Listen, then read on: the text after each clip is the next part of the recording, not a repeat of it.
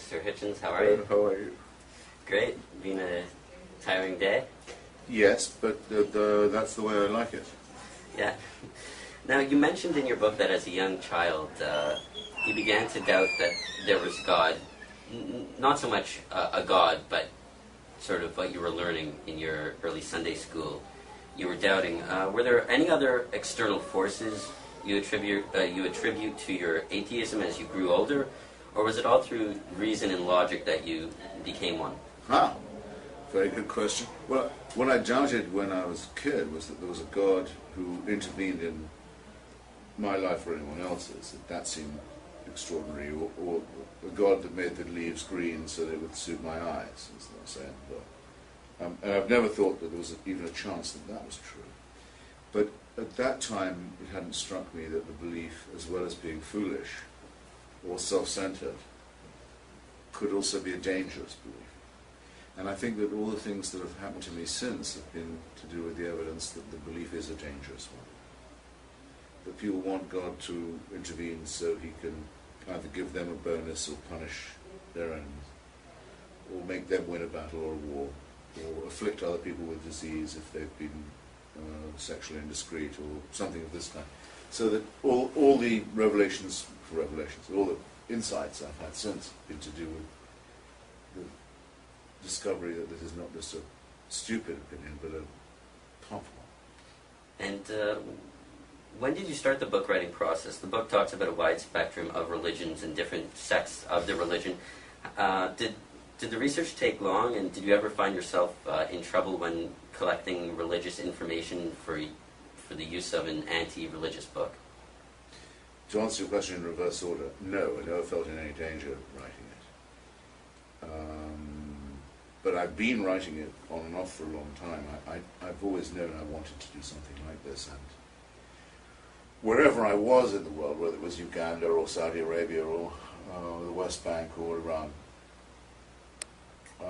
I was making notes for it and reading up on it and assembling a big library of books on it, which I have in my house. And as an adolescent, when you were growing up, did you consider yourself a contrarian? What did your friends or family think of this as you began to phase into an atheist? I wouldn't have known to say the word contrarian at that age. I was considered by my friends and family to be a pain in the ass. Yeah. I think, if I remember distinctly. Because I think it was something about me, you should better ask them. But I remember thinking that the whatever you want to call it, the conventional wisdom or the accepted consensus had a very good chance of being wrong. Whereas what one was taught was that the majority was likely to be in the right. In fact, there is a saying, vox populi vox Dei, the voice of the people is the voice of God.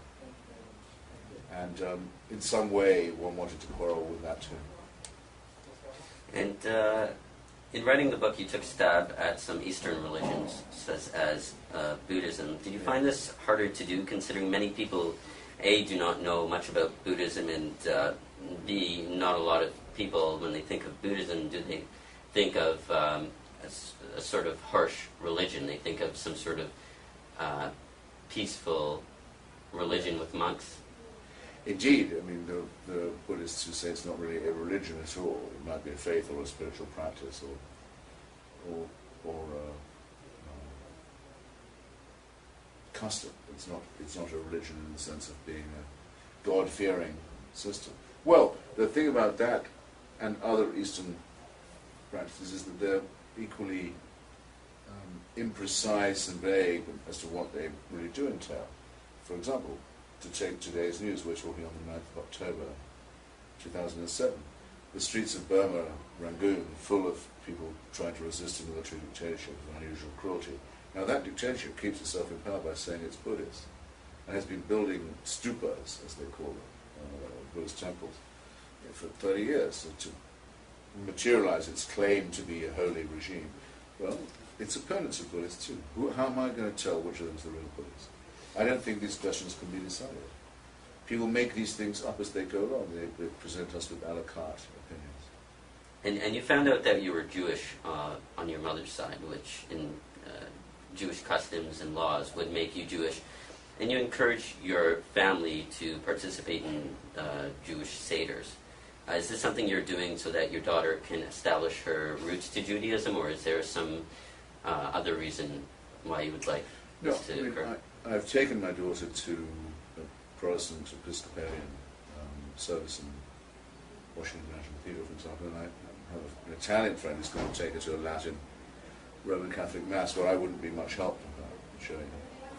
So, of course, I wanted to understand all these things. The reason one has a Seder, which is my own house, is so that she knows that she has the option of studying or even if she wants to, following a tradition. She has the option of following all the others too, but this is the only one in which I could say belonged to her, or she had a claim.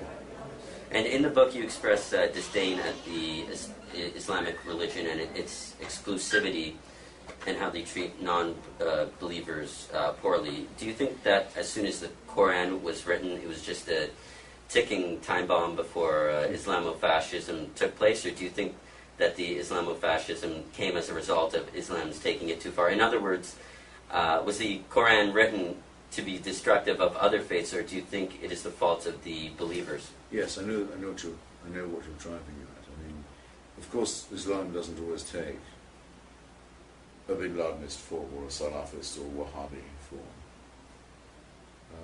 at all, neither at all times nor in all places. So that we can make that distinction. However, it does say that it is the last and final word of God and supersedes all other religions. In other words, Christianity doesn't mention Islam in its texts, nor does Judaism. Islam mentions Christianity and Judaism in its texts to say, yes, these exist, but we are better, we're superior, and we complete work, so that there is in Islam a much more arrogant claim than any of the other monotheisms. And it's very dangerous to say that God has spoken the last and final word that can't be improved upon. It's, of course, very intolerant of any religion that comes after Islam, such as, for example, the Baha'i faith in Iran, where I believe practically any member of it is almost subject to death for that reason alone. And, of course, for non-monotheistic religions, such as Hinduism, it has nothing but condemnation. Is there but I think the danger of it is simply that it is an implicitly totalitarian claim. With this book, this Quran, this recitation, you don't need any other books. Everything is now complete. That's an awful statement to me. And is there any faith that you have come across that you simply had no way to ridicule or find an argument against in your book?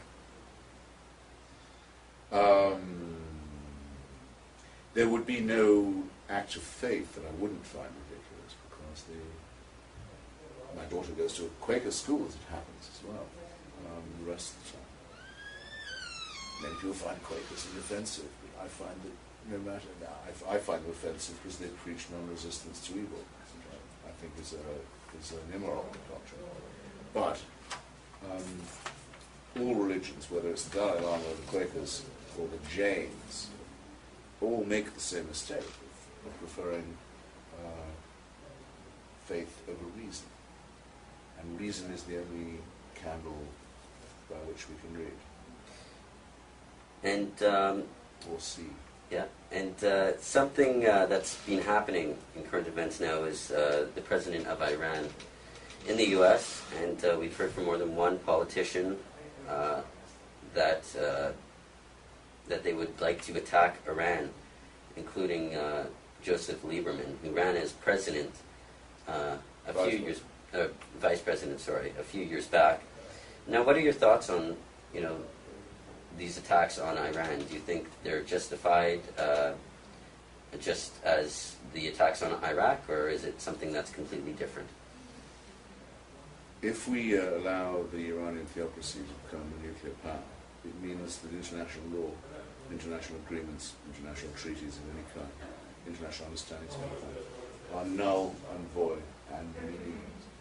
It would mean that we watched as the Iranian rulers tore up every conversation they'd ever had with the International Atomic Energy Authority, the IAEA, with the European Union, or with the UN. I mean, all of this was just paper and we would just have to sit there and take it. Nothing could be more dangerous than that. And when I say nothing could be more dangerous than that, I mean nothing.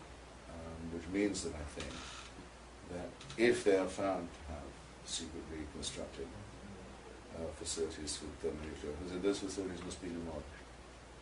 And I would hope that the byproduct would be the demolition of the theocracy as well, which is, since you used the term for Mr. Ahmadinejad, who's an unwashed, scrofulous, uncultured taxi driver, call him president of Iran, we challenge the claim of these people to represent the great civilization of Persia. They were not chosen to do so. They were not voted to do so. They strangled the culture and life of their own country. We would like to see what Persia would be like without a coercive religious power forced on it in this way. But so one thing at a time, the first thing is, no, we cannot coexist. We cannot coexist with a nuclear theocracy. We will not and should not. If we only take down the nuclear bit, that's a necessary condition. But I would hope that there would be an ancillary condition, which would be that the theocracy would go as well. And we would take our place by the side of the Persian people and their civilization against this diseased, revolting dictatorship. Thank you very much, Christopher. It's a pleasure. That's all the time we have for now. But wow. This is God is Not Great. It's been on the New York Times best-selling list. It was number one for very briefly. Very briefly. But I saw it on 1 week, the list. But they can't take that away from me. So thank you very much.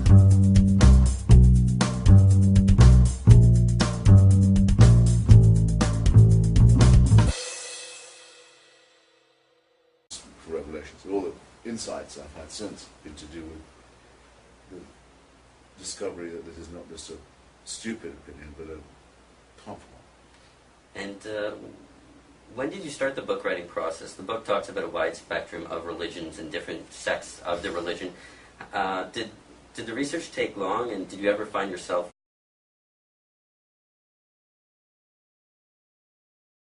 Hello, Mr. Hitchens, how are you? How are you? Great. Been a tiring day? Yes, but that's the way I like it. Yeah. Now, you mentioned in your book that as a young child, you began to doubt that there was God. Not so much a God, but... Anyone else's. That seemed extraordinary. Or a God that made the leaves green so they would suit my eyes, as they say in the book. And I've never thought that there was even a chance that that was true. But at that time, it hadn't struck me that the belief, as well as being foolish or self-centered, could also be a dangerous belief. And I think that all the things... Sort of what you were learning in your early Sunday school, you were doubting. Were there any other external forces you attribute to your atheism as you grew older, or was it all through reason and logic that you became one? Very good question. Well, what I doubted when I was a kid was that there was a God who intervened in my life. Things that have happened to me since have been to do with the evidence that the belief is a dangerous one. That people want God to intervene so he can either give them a bonus or punish their enemies, or make them win a battle or a war, or afflict other people with disease if they've been sexually indiscreet or something of this kind. So that all the revelations